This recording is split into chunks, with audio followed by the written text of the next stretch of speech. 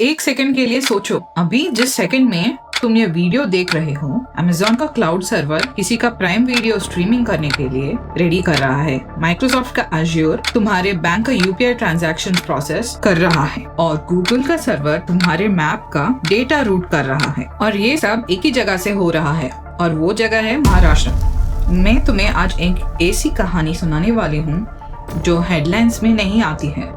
ये वो स्टोरी है जो बोर्डरूम्स में होती है। डावोस के 5 स्टार होटल्स में MOU साइन होते हैं। सिलिकॉन वैली के CEOs प्राइवेटली महाराष्ट्र के लीडर्स को कॉल करते हैं क्योंकि पिछले 18 मंथ्स में एक ऐसी रेस चालू हो गई है जिसमें Amazon ने महाराष्ट्र में 70,000 करोड़ लगाने का कमिटमेंट दे दिया। माइक्रोसॉफ्ट ने 1.47 लाख करोड़ और ब्लैकस्टोन ने 1.68 लाख करोड़। और ये सिर्फ 3 कंपनीज हैं। ये पैसा इंडिया में नहीं जा रहा, ये पैसा महाराष्ट्र के एक छोटे से कोस्टल स्ट्रिप में जा रहा है।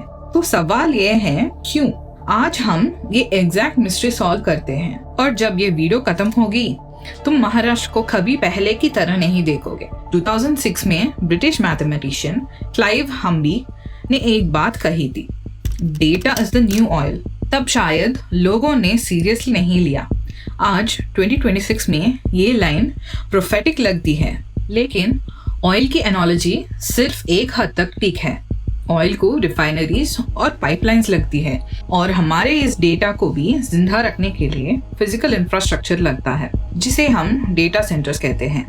इन्हें सस्ती जमीन, नॉन स्टॉप इलेक्ट्रिसिटी, कूलिंग के लिए लाखों करोड़ों लीटर्स पानी और समुद्र के रास्ते आने वाली इंटरनेट केबल्स लगती हैं। पर इन सब से ऊपर एक ऐसी एक्टिव गवर्नमेंट की जरूरत है जो सारी परमिशंस को फास्ट ट्रैक पर डाल सके। अभी ग्लोबली क्या हो रहा है? ChatGPT आया, AI बूम आया और सडनली दुनिया के हर कंपनी को रियलाइज हुआ कि उन्हें बहुत ज्यादा कंप्यूटिंग पावर चाहिए। माइक्रोसॉफ्ट, गूगल, Amazon और मेटा इन्हें बिलियंस ऑफ यूजर्स हैंडल करने, अपने AI मॉडल्स ट्रेन करने और सारी फाइल स्टोर करने के लिए हाई लेवल फिजिकल इंफ्रास्ट्रक्चर लगता है। और ये इंफ्रास्ट्रक्चर अभी तक मोस्टली USA और यूरोप में था।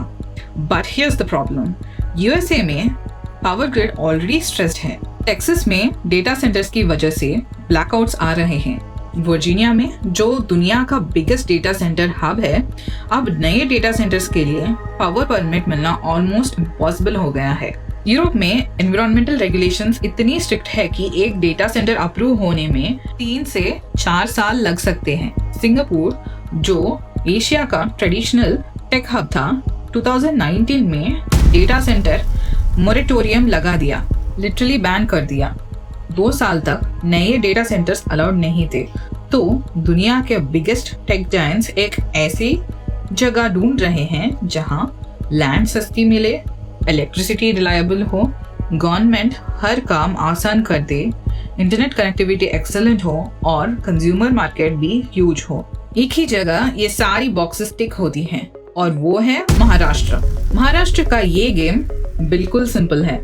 सारा खेल ज्योग्राफी, इंफ्रास्ट्रक्चर और लॉ का है। सबसे पहले इंटरनेट समुद्र के नीचे बिछे गए केबल्स पर चलता है और बाकी देशों से आने वाली सारी मेन लाइंस अकेले मुंबई में लैंड करती हैं, जिससे यहाँ सबसे फास्ट इंटरनेट स्पीड मिलती है जो बाकी स्टेट्स के पास नहीं है। दूसरा, एक डेटा सेंटर पूरे शहर जितना बिजली खाता है और महाराष्ट्र का पावर सिस्टम इंडिया में सबसे ज्यादा स्टेबल है, जिसे चलाने के लिए गवर्नमेंट ने अलग से 2 गीगावाट का सस्ता ग्रीन एनर्जी प्लान भी दे दिया। तीसरा, डावोस समिट में महाराष्ट्र ने ऐसी स्मार्ट स्कीम चलाई जहां जमीन आधी कीमत पर दे दी, सालों का पेपर वर्क सिर्फ 3 महीने में क्लियर किया और बिजली के रेट्स अगले 15 इयर्स के लिए लॉक कर दिए, जिसे देखकर AWS और माइक्रोसॉफ्ट ने वहां रिकॉर्ड $200 बिलियन के डील साइन कर दिए। सबसे बड़ा पॉइंट है इंडिया का नया डेटा प्रोटेक्शन लॉ, जो साफ कहता है कि अगर इंडियन यूजर्स का डेटा इंडिया के अंदर स्टोर नहीं किया तो 250 करोड़ का फाइन लगेगा। अब इतने बड़े मार्केट को बचाने के लिए दुनिया के हर टेक जेंट के पास अपना डेटा उठाकर महाराष्ट्र के सर्वर्स में शिफ्ट करने के अलावा कोई रास्ता ही नहीं बचा है। अभी महाराष्ट्र के एक स्टेट में इंडिया के approximately 60% existing data centre rack capacity है और future projections 40 to 45% of all new data center capacity being built in India right now Maharashtra में जा रहा है। सिंगापुर का पूरा जीडीपी $500 बिलियन है और महाराष्ट्र अकेले उस स्केल पर इंफ्रास्ट्रक्चर बिल्ड कर रहा है। ये डेटा सेंटर बूम सिर्फ इंडिया की ग्रोथ स्टोरी नहीं है, बल्कि एक बड़े ग्लोबल लेवल का गेम है। यूएस चाइना ट्रेड वॉर और ताइवान के पंगे की वजह से बड़ी बड़ी ग्लोबल कंपनीज अब चाइना पर से अपना पूरा डिपेंडेंस हटा रही है। यहाँ तक कि सिंगापुर, जो एशिया का सबसे बड़ा डेटा हब था, वहाँ अब जमीन खत्म हो रही है और चाइना के बिल्कुल पास होने की वजह से यूएस कंपनीज के लिए वो थोड़ा रिस्की जोन बन गया है। ऐसे में इंडिया, जो एक सेफ डेमोक्रेसी है, यूएस का अच्छा दोस्त है, दुनिया के लिए सबसे ट्रस्टेड जगह बनकर सामने आई है। जब मेटा ने हाल में समुद्र के रास्ते आने वाली $multi-billion to Africa pearls cable को मुंबई से जोड़ा, तो वो सिर्फ एक इंटरनेट लाइन नहीं थी, बल्कि एक तरह से ग्लोबल दोस्ती का सबूत था। अगर महाराष्ट्र के मैप पर जूम इन करें तो ये सारा पैसा कुछ स्पेसिफिक जगहों पर गिर रहे हैं। सबसे बड़ा हॉटस्पॉट है नवी मुंबई का ऐरोली, घनसोली और खारघर पनवेल कॉरिडोर, जहां चौड़ा रास्ता और सस्ती जमीन देखकर योटा, एनटीटी और AWS जैसे बड़े प्लेयर्स ने हजारों एकड़ के बड़े बड़े कैंपसेस खड़े कर दिए हैं। इसके साथ साथ उन्हें टेक टैलेंट के लिए पुणे का भी ऑप्शन मिल जाता है, जो मुंबई के बिल्कुल पास है।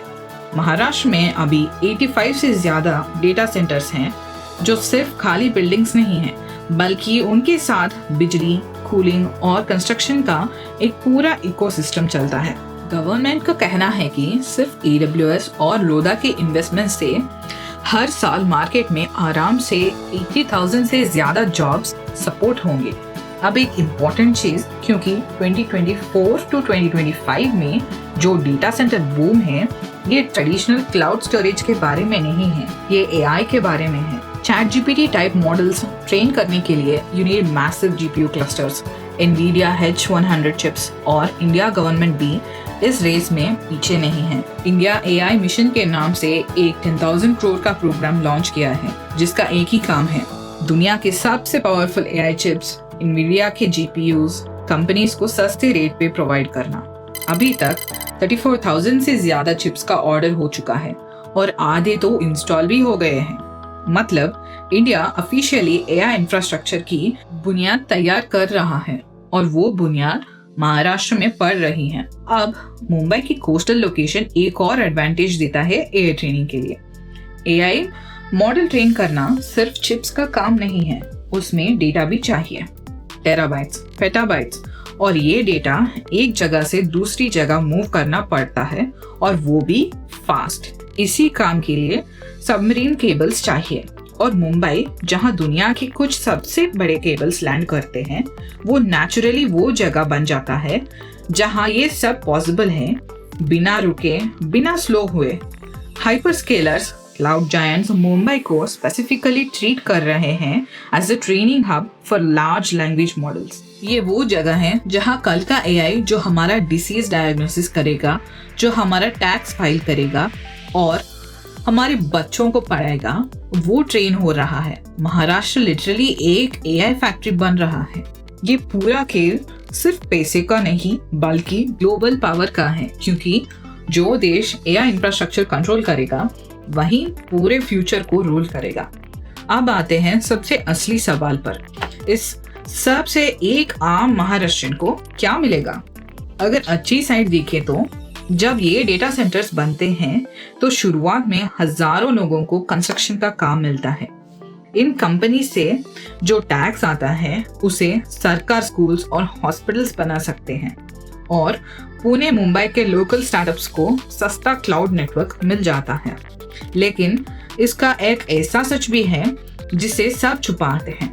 सबसे बड़ा पंगा ये है कि एक बार बिल्डिंग बन गई तो अंदर सिर्फ मशीन्स होती हैं। उन्हें चलाने के लिए पूरी फैसिलिटी में मुश्किल से 50 से 100 लोग चाहिए होते हैं, यानी परमानेंट जॉब्स के नाम पे ऑलमोस्ट कुछ नहीं मिलता। इसके ऊपर से ये लाखों सर्वर्स इतनी गर्मी फेंकते हैं कि उन्हें हर वक्त ठंडा रखना पड़ता है। एक अकेला डेटा सेंटर रोज 30 लाख से 1 करोड़ लीटर पानी पी जाता है, यानी रोज उतना पानी जितना हजारों परिवार महीने भर में यूज करते हैं। और ये पानी सिर्फ यूज नहीं होता, ये खत्म हो जाता है। जो थोड़ा बचता है वो केमिकल ट्रीटेड वेस्ट वाटर हो जाती है और वो कहीं ना कहीं जाता है नालियों में, जमीन के अंदर और अल्टीमेटली वही पानी सोर्सेस में जहां से कल नवी मुंबई के लोगों का पीने का पानी आता है। ये हो चुका है अमेरिका के टेक्सास में। डेटा सेंटर्स के केमिकल वेस्ट वाटर ने लोकल वाटर सोर्सेस को इतना कंटामिनेट कर दिया है कि वहां के रेजिडेंट्स को पीने का पानी के लिए भी बाहर से टैंकर्स मंगवाने पड़े। वो लोग आज भी उस प्रॉब्लम से लड़ रहे हैं। जॉर्जिया में तो और बुरा हुआ। मेटा का डेटा सेंटर बना और पास के रेजिडेंट्स के नालों से ब्राउन जहरीला पानी आने लगा। लोग पीने के लिए बॉटल्ड वाटर मंगवाने लगे। मामला इतना बड़ा हुआ कि कांग्रेस में हियरिंग हुई, जिसमें एक सेनेटर ने हाथ में ब्राउन पानी का जार उठा के पूछा, ये है तुम्हारा एआई का फ्यूचर? खेल यहाँ भी खत्म नहीं होता। बिजली का भी एक अलग टेंशन तैयार हो रहा है। ये सारे डेटा सेंटर्स मिलकर महाराष्ट्र की 15% से ज्यादा इलेक्ट्रिसिटी अकेले खा जाएंगे। अब जब भी बिजली कम पड़ेगी तो इनका पावर कट नहीं होगा, क्योंकि इनका कॉन्ट्रैक्ट लॉक्ड है। पावर कट होगा आपके और हमारे घरों में। अमेरिका के वर्जीनिया शहर में ये गलती हो चुकी है, जहां डेटा सेंटर्स की वजह से आम लोगों के बिजली के बिल 40% तक बढ़ गए। सोचो, जमीन, पानी, बिजली सब यहाँ का और सारा प्रॉफिट अमेरिका के टेक जायंट्स का।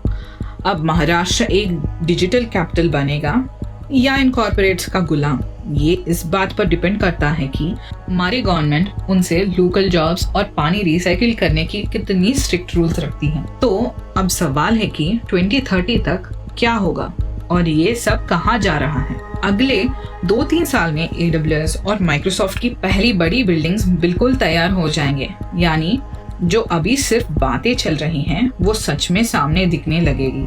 इसके बाद इंडिया का नया डेटा प्रोटेक्शन लॉ भी पूरी तरह लागू हो जाएगा, जिससे बाकी बची ग्लोबल कंपनीज को मजबूरन अपना डेटा उठाकर महाराष्ट्र के सर्वर्स में शिफ्ट करना ही पड़ेगा। रिजल्ट ये होगा कि 2030 तक पूरे इंडिया का लगभग आधा डेटा अकेले महाराष्ट्र में स्टोर हो जाएगा। लेकिन इसमें सबसे मजेदार बात कुछ और भी है। जब इतने बड़े डेटा सेंटर्स आते हैं तो उनके पीछे पीछे बड़ी एआई कंपनीज भी आती हैं, और जहां एआई कंपनीज आएंगे वहां नए रिसर्चर्स और बड़े कॉलेजेस उनके साथ मिलकर काम करेंगे। आईआईटी बॉम्बे जैसे बड़े इंस्टीट्यूट्स ने भी इस पर काम शुरू कर दिया है। मतलब अगर सब कुछ ठीक रहा तो 2030 तक महाराष्ट्र सिर्फ डेटा स्टोर करने का एक गोडाउन नहीं रहेगा, बल्कि नए नए एआई टेक्नोलॉजी बनाने का सबसे बड़ा हब बन जाएगा। अब सोचो, ये $1 ट्रिलियन का पूरा इंफ्रास्ट्रक्चर शिफ्ट चुपचाप क्यों चल रहा है, जबकि न्यूज चैनल्स पर अभी भी वही पुरानी पॉलिटिकल फाइट्स और गॉसिप चल रही हैं। ये बड़ी टेक कंपनीज जानबूझकर बिना हल्ला मचाए क्वाइटली लैंड अक्वायर कर रही हैं, ताकि कोई बड़ा जियोपॉलिटिकल पंगा ना हो। जब तक बाकी दुनिया इस चीज को नोटिस करेगी, Maharashtra already global internet network का सबसे बड़ा क्रिटिकल नोड बन चुका होगा। एक लाइन में बोलूं तो जो लोग इंफ्रास्ट्रक्चर कंट्रोल करते हैं वही फ्यूचर कंट्रोल करते हैं, और महाराष्ट्र क्वाइटली वही कर रहा है। लेकिन आपको क्या लगता है, महाराष्ट्र सच में एक डिजिटल सुपर पावर बन रहा है, या हम बिना सोचे समझे फॉरेन कंपनीज के हाथ में अपनी बिजली और पानी दे रहे हैं? अपने थॉट्स नीचे कमेंट करके जरूर बताना। अगर ये वीडियो आपको इंटरेस्टिंग लगा प्लीज शेयर करो। ये वो टाइप का कंटेंट है जो स्प्रेड होना चाहिए। अगले वीडियो में फिर मिलेंगे।